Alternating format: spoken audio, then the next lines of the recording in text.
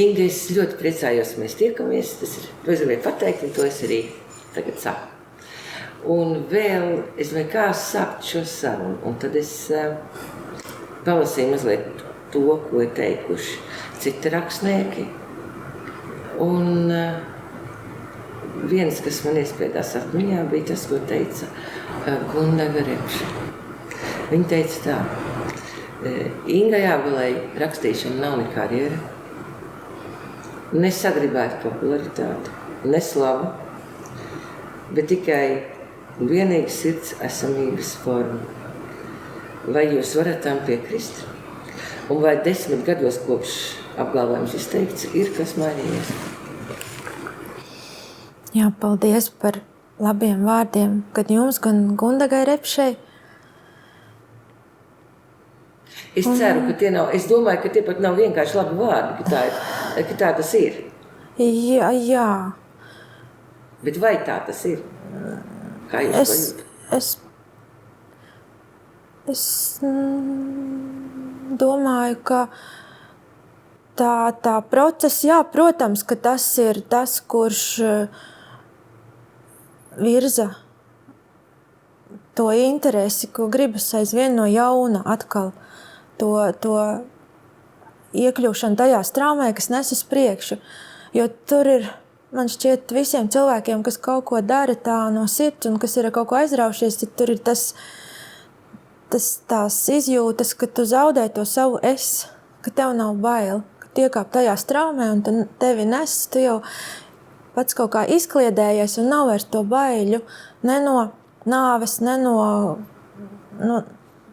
no kā. Un tas ir tas stāvoklis, ko tu visu laiku, uz ko tu ceri un ko tu atkal no jauna gribi. Un tas ir pats skaistākais tajā rakstīšanas procesā. Bet atkal es domāju, ka tā, varbūt tā slava un tā nauda. Un tā nauda vajadzīga, jo neesam mēs dvēseles, tomēr nākas atzīt, ka vajag grēstus uz kā sēdēt un rakstām galds pie kā to rakstīšanu veikt. Un arī tā slava beigās ir laba tieši tam gala iznākumam, tai grāmatai, it kā palīdz vairāk cilvēkiem par to uzzināt un it kā nāk pa labu darbam.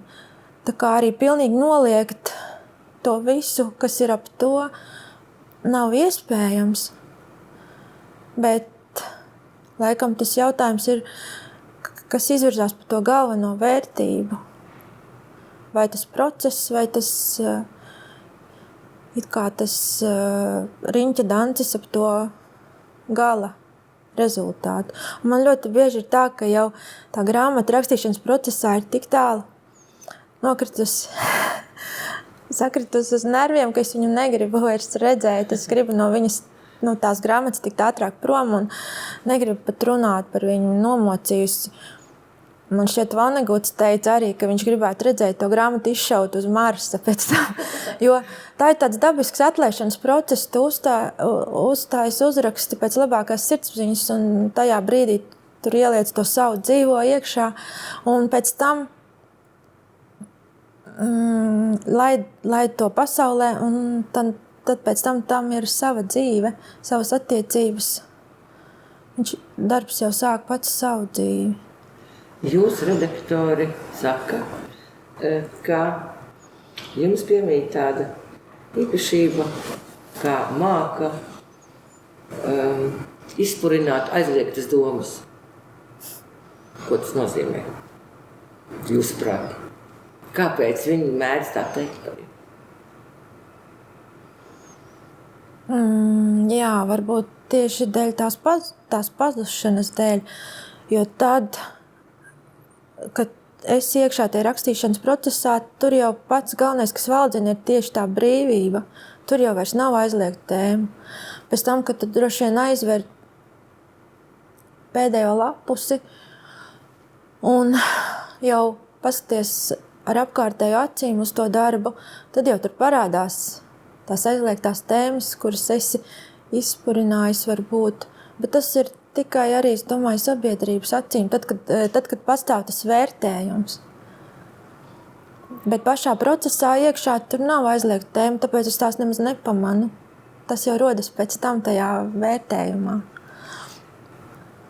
Kā jūs veidojat savu šķietami autentisko vidi grāmatā?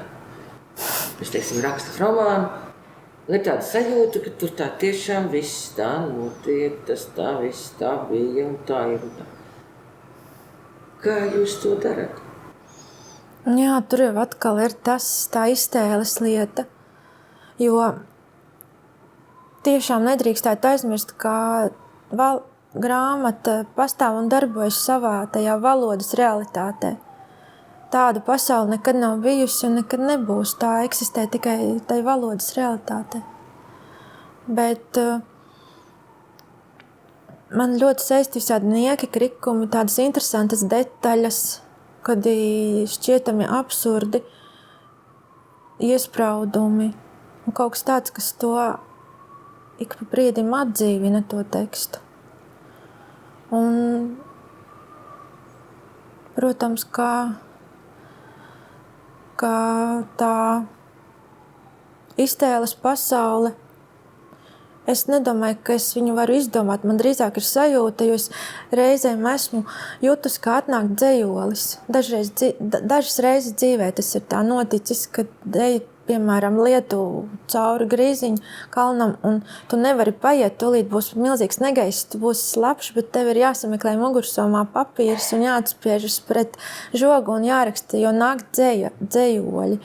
Un pēc tam mājās, ka jau ar vēsu prātu apskati, nav tur nekas, varbūt kāds 1 vai 2 ir tādi daudz mēs ciešami, bet tas pats process, kad nāk, ka tu neko nevari izdarīt, ka tu esi tāds tā kā pieslēgts tādiem gaisa slāņiem, kur tas viss ir.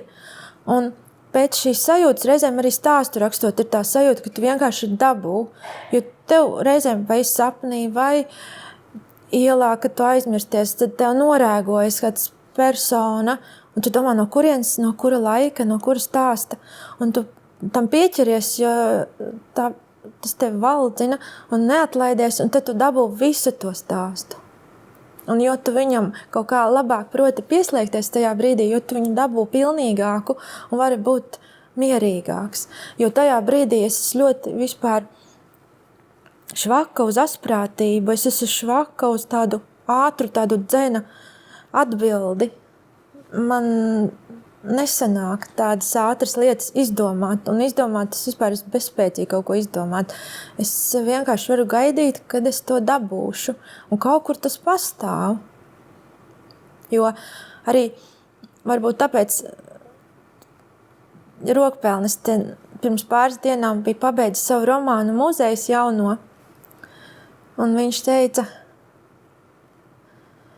cik tev lapuses? Es saku, cik tev? Viņš saka, 63. Man ir mazs romāniņš. Un cik tev? Man bija kauns teikt, es neteicu. Viņš nepārbītos, cik man. Bet varbūt, jā, bet varbūt tas ir saistīts ar to, ka viņš ir dzejnieks, viņam jau 60 liekas daudz. Bet es zinu, ka stāsts ir īsts gabaliņš, un tad tas romāns manā uztverē tiešām tam ir jādod laiku. Un tāpēc man viņš tāds sanāk liels. Vai jūs varat piekrist tam, ka pastāv dzīves un nedzīves domas? Dzīvās tas ir saistīts ar kustību, ar sajūtām, un nedzīvās ir tādas statiskas un neatsaucas uz notiekošo, bet ir plakatīvas. Kā mēs palūkojamies no kuras skolas aspekta uz šo te jautājumu, jo kā tas ir meditācijā, kad tu iegrimsti tādā pilnīgā bezdomu stāvoklī, tad visas domas, kuras tuvojas tavai galvai, tās jau ir tomēr dzīves. Es tā nevarētu nodalīt tādu nedzīvu domu. Es domāju, tādu es neesmu sajutusi. Bet skaidrs, ka dažas nes to iedvesmu, un dažas atkal gremdē. Varbūt pēc to domu augļiem mēs varam tās klasificēt kā dzīves un nedzīves, ko ar mums tās izdara. Rakstnieks ir cilvēks, kas dzīvo ar saviem tēliem. Jūs teicāt, ka jūs viņus neizdomājat, ka jūs pat neprotat īsti izdomājat, ka viņi atnāk pie jums. Tad ir jautājums, jūs izdzīvojat visas šīs dzīves, vai jūs tā kā viņus mēģināt pierakstīt? Ja tur notiek vēl kaut kā tā, ka jums pašai reizēm pat ir sajūta, ka jums nav pat pašai savas dzīves, bet tas viss ir tie jūs varoņi, kuru dzīvēs jūs esat bijusi, esat izgājusi cauri. Kā tas īsti ir? Man patīk šajā ziņā, ka mī skaidrojums, ka rakstnieks tas ir tas, kurš vienmēr paliek uz tās strīpas ar nazi rokā. Jo, kā viņš teica, būtu ārkārtīgi bezgaumīgi un riebīgi lasīt slepkavas aprakstu par savu paveikto slepkavību. Un tikpat neveikli un kaitinoši ir lasīt kaut nemākuļa darbu par to, kas īsti nav izjusts un detaļām, kuras nav saprastas. It kā tas rakstnieks ir tas, kurš tuvojas tam upurim ar to nāzi. Viņš varētu pāriet to līniju, bet viņš vienmēr paliek uz tās līnijas. Kaut kur iekšēji viņš jau pāri, ir to izdzīvojis, bet realitātē nē. Vai dzīvē jums ir nācies cilvēkos vilties? Un kā tas ir noticis? Vai tas ir mainījis jūsu attieksmi pret cilvēkiem, pret dzīvi? Kā jūs ejat cauri dzīvei? Cauri vilšanās brīžiem? Tas jau vēl nav punkts pielikts, tāpēc es vēl nevaru it kā to gala domu pateikt, jo tā vēl nav skaidra. Šajā posmā man kaut kā šķiet, ka tas viss, kā bija Mārai Ķimelei tāds lielisks Otelo jērtē, un kad es īsti vēl nenopratu, es viņai prasīju tomēr skaidrojumu šim te Otelo. Viņa teica, pasties, cik daudz cilvēku strādā uz Otelo, lai viņš vienā brīdī kliegtu apjausmā, es esmu vergs. Kas savu kaislību un jūtu vergs. Bet cik daudz cilvēku strādā uz Otelo, lai viņš to saprastu. Un tāpat arī man šķiet, ka es neviļos cilvēkos, jo ja es pēc tam par to domāju, tas liek man mainīties.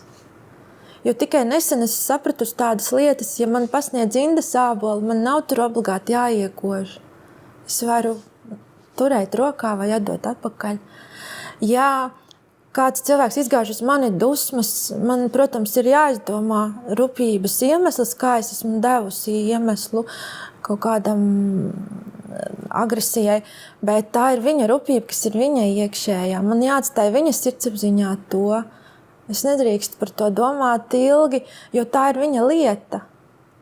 Un, protams, ka mēs dzīvojam tajā grēka kultūrā, jo, piemēram, turpat blakus es lasu grāmatas, kur ir tā Japāņu kauna kultūra, kur, ja kāds tevi ir apvainojis, tad tev jāizdara pašnāvi, jo tu nevari nomazgāt to kaunu, jo tu esi apvainots. Tas aiziet pat līdz tādam līmenim. Bet es domāju, ka šeit, kā es to sajūtu, es tomēr atstāju cilvēka ziņā visu, kā viņš varētu, tās manas, to, ko es sagaidu no viņa, tā ir mana lieta. Ja es tajā viļos, tad es to pārdomāju, bet tas, kas ir viņš, ja viņš man ir aizkārs vai kaut kā, es tomēr atstāju viņa ziņā to. Jūsu grāmatas tiek tulkotas, un kas nodarbojās ar šiem tulkojumiem?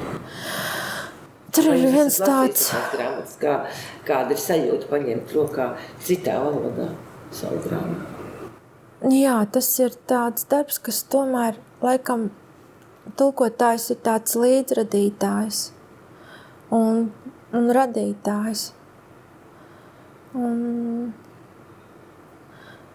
ļoti dažādi arī strādā autori, ar autoru tulkotāju, jo ir, kuri man nepārtraukti prasa, kā būt labāk un vai es akceptēju kaut ko, un citi vispār neko nejautā.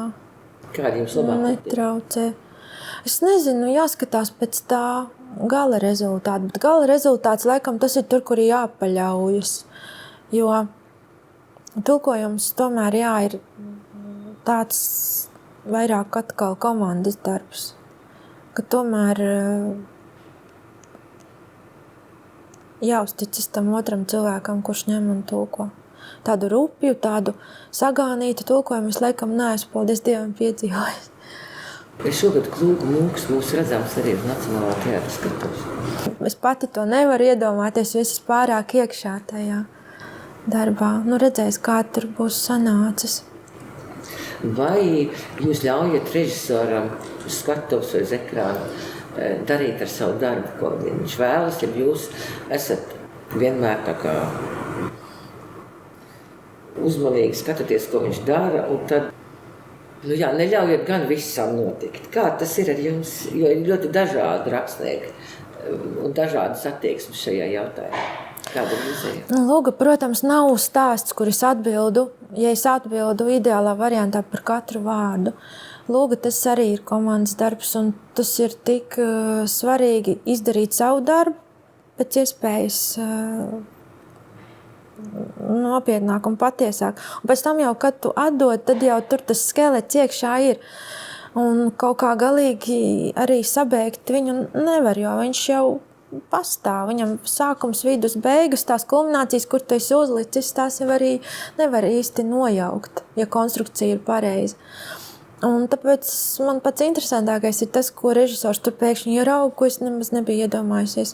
Jo man jau pašai tā lūga ir ārkārtīgi garlaicīga. Es zinu tur katru vārdu, kas gan man tur varētu saistīt.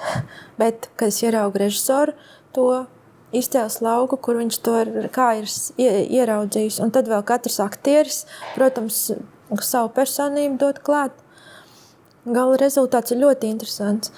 Bet es gribu redzēt vismaz pāris dienas pirms kādu caurlaidi, gan es gribu skatīties tikai tāpēc, ka es tomēr esmu no malas. Vai jums pašai kā skatītājai labāk patīk kino vai teātris? Un kam jūs labprātāk rakstītu? Par rakstīšanu man šķiet, ka visgrūtākais tomēr ir uzrakstīt scenāriju pilnmetrāžu filmai, jo tas tomēr ietver ārkārtīgi koncentrāciju un lakonismu. Jā, viss iet uz sekundi vienkārši. Tas gan vairāk ir, tas ir tāds tur īpašs formāts. Īpašs un ļoti, ļoti sarežģīts. Skatuvei atkal ir interesanti rakstīt, ja ir tādi spilgti tēli, kuri, kad viņus noliek blakus, tur jau uzreiz ir dramaturģija. Un tur ārkārtīgi patīk tas lakonisms, kas vajadzīgs lūgai. Tur tikai tas dialogs un mazliet. Un jo vairāk brīvas telpas tu atstās citam, jo tas darbs būs veiksmīgāks. Klūgu mūks veltīts vēsturiskiem notikumiem un cilvēkiem. Jautājums ir, cik ilgs laiks nepieciešams izpētes darbam, lai varētu strādāt tādā, ļoti monumentālā paletē. Vajadzētu riktīgi kādu 3 gadi, es domāju. Tikai pirms sākt rakstīt? Jā. Un tas ar Klūgu mūku tieši tā arī notika? Varbūt es nezinu, vai tik daudz arī man sanāca, jo tur tomēr kaut kā dabūju viņu. Bet es domāju, ka pirms mūka bija sastrādāts ļoti daudz tās mazās krāsu dzijas, jo mūku varbūt rakstot pirmo reizi es sajūtos tā kā tās lielās tellēs austu, to lielo segu. Jo es arī redzēju vienu raidījumu un arī pašai mums klēts augšā ir gan salauztas tās telles, kuras nesēja iekšā pēc mārtiņiem laikam, un tad tur 2 dienas vien vajadzēja, lai savilktu nītis. Un ja vēl tas pašam ar rokām ir jāuztaisa, tās dzijas jāsavērp, un pēc tam jāizdomā musturs, un tas ir darbs līdz Ziemassvētkiem. Un mainīt to krāsu, un mainīt to rakstu. Un ļoti daudz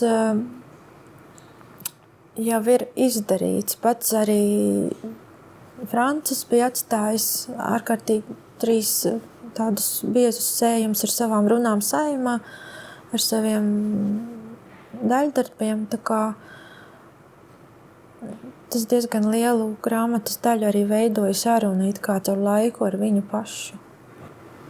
Jūs teicāt, pirms sarunas, ka jūs tikko iznākusi no cietuma, es ļoti nobijusi. Un pajautāju, par ko? Lūdzu, pastāstiet man vēlreiz. Jā, neko daudz par pasauli šobrīd nezinu, jo tad, kad ir kāds lielāks darbs, tad jau kad tu jūti, ka būs 2 vai 3 stundas brīva laika, jo man ir arī ģimene un mazā meitenīte. Un es tā nevarēju līdz šim tā atļauties veselu dienu strādāt, kā būtu vajadzīgs. Un es burtiski ķēru brīvos brīžus, un tas ir ļoti grūti uzreiz atsveidzināt atmiņā to lielo apjomu un sākt no tās vietas, kur esi apstājies. Tas ārkārtīgi iztukšo, bet ja tas iet gadiem, protams, kā es zinu, ka tas tā jābūt, un tas ir darbs, neko nevar izdarīt, bet tagad tiešām es jūtos, ka pēkšņi ir brīvs brīdis, un es varu vienkārši sēdēt un skatīties nekurienē. Vai ja jums ir draugi, ir cilvēki, kuriem ir draugi, ir tādi, kuriem nav draugi, ja jums viņi ir, ar ko jūs ar viņiem kopā varat izdarīt? Mēs kā ārkārtīgi, mēs braucam uz jūru, mēs braucam pie zirgiem, mēs viena draudzene man ir, ar ko mēs vienkārši satiekamies un smejamies visu laiku tā, ka mums sāp pēc tam vēderi. Vienkārši mēs pastamies vienu uz otru un mēs sējamies. Un tad ir draugi, kuri pastāsta, kas jauna zinātnes pasaulē. Es vispār varētu piekrist tam, ko vienreiz dzirdēju. Vai tas bija filmā par filozofu, par brīnišķīgo Piķigorski. Viņš teica, kas man padarīja par filozofu? Sarunas ar draugiem. Es tiešām tā mīlu sarunas. Ārkārtīgi. Vislielākā bagātība dzīvē ir būt kopā un sarunāties. Bet jūs ticat cilvēkiem? Bet cilvēki daudz jau tas sarunās ar izmanto. Skaists viņas ir tad, ja tā tiešām ir tāda, ja cilvēki viens otru runā. Ja tā saruna var notikt, bet tas ir reti. Tāpēc ir draugi, kuriem vienmēr var uzticēties, un otrs ir kā tomēr jātic ir Dievam, un tikai. Jo šeit ir jādzīvo, ir jāpriecē, šeit ir spēle. Savā ziņā. Šeit ir patiesas lietas, un šeit ir spēle, un šeit ir teātris, un šeit ir, es nezinu, viss šis spektrs, ko var dot tikai šī pasaule. Un tu vari spoži melot, un pēc tam par to var izsmieties ar draugiem. Un ko Dievs?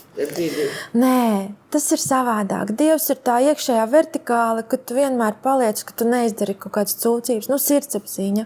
Tas jau vienmēr paliek dzīves un ieslēgts tā poga. Bet tā izārdīties, izālēties reizēm, ak, Dievs, kā var bez tā dzīve būt? Palikt traks. Jūs patīk ceļot, ja viss tie ceļojumi notiek tikai fantāzijā?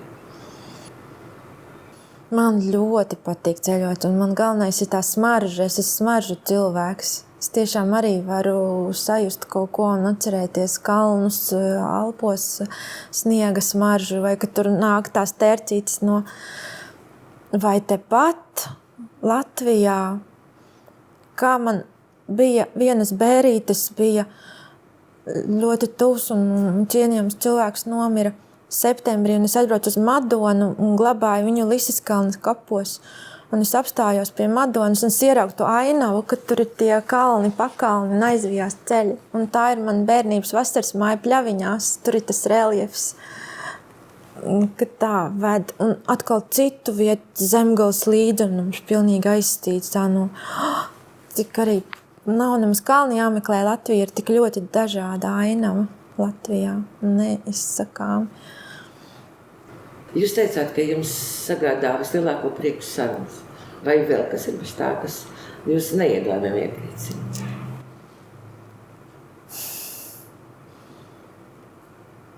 Nezinu, man dzīve pati, tiešām ļoti. Kas ir dzīve pati? Kas tas ir?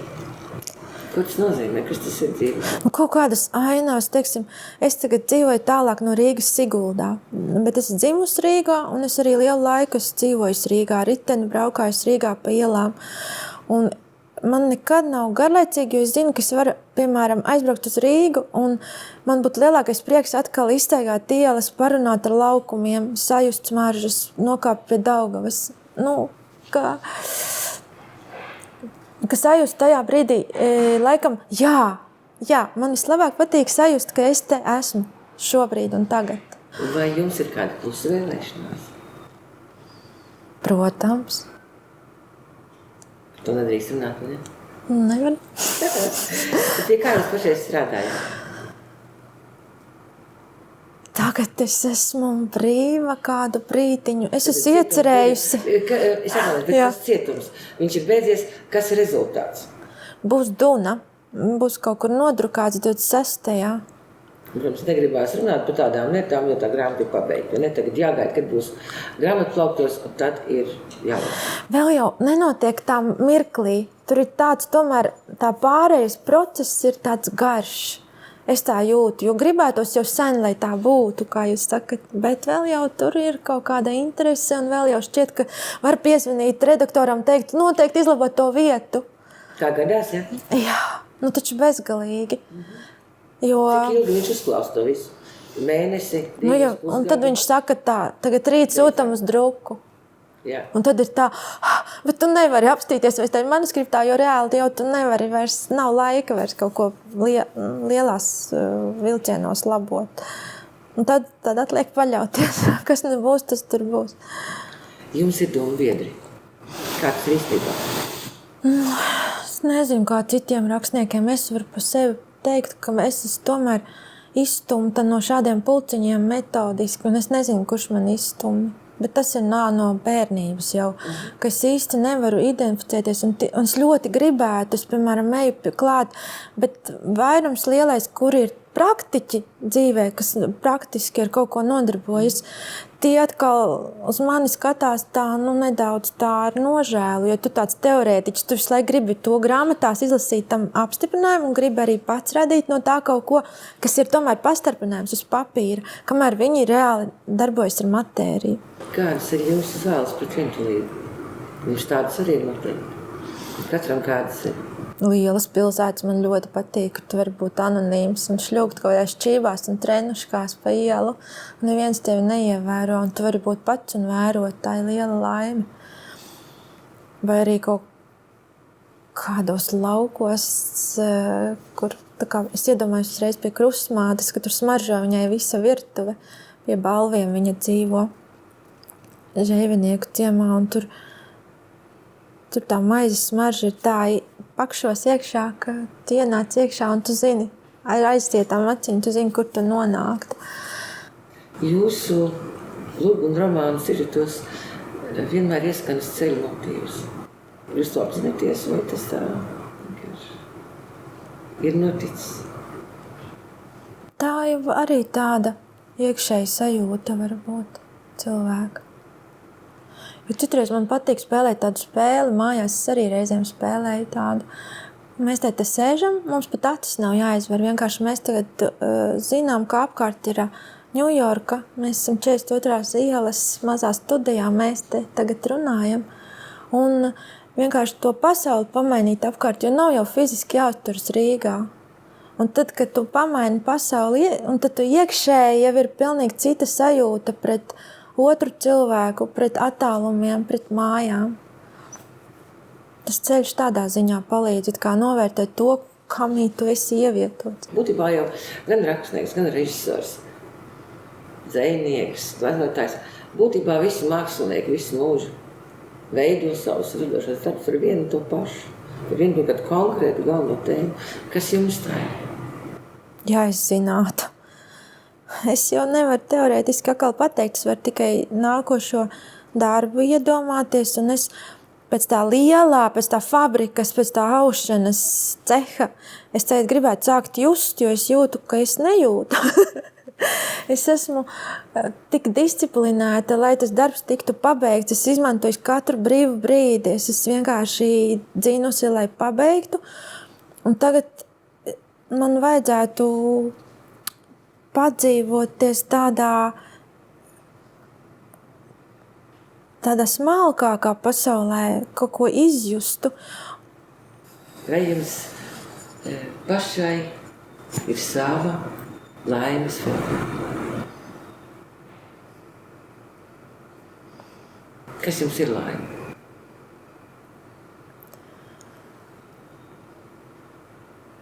Kaut kādu summu sajust sevī katru brīdi. Šobrīd teiksim, ka Dievs sūta domas, ko tu vari lietot, ja tev ir vēlēšanās, ka ir sirdī kaut kādas jūtas, ka tu mīli. Un apzināties visas tās maņas, kas nes milzīgu prieku, kustēties, redzēt, sajust, dzirdēt. Sarunu biedrs, ar ko parunāties. Tā jau nav laime. Kā tā ne? Tāpēc, ka, kur tu sēdēsi tāds pats ar savām domām, taču bez vielmaiņas cilvēks ir beigts vienām acu mirklī, ja vielmaiņa apstājas. Un sarunas, un tas jau ir tāda vielmaiņa, tikai citā plānā var būt. Paldies, Inga. Mēs sarunājāmies ar brīnišķīgu rakstnieci, Ingu Ābeli. Paldies.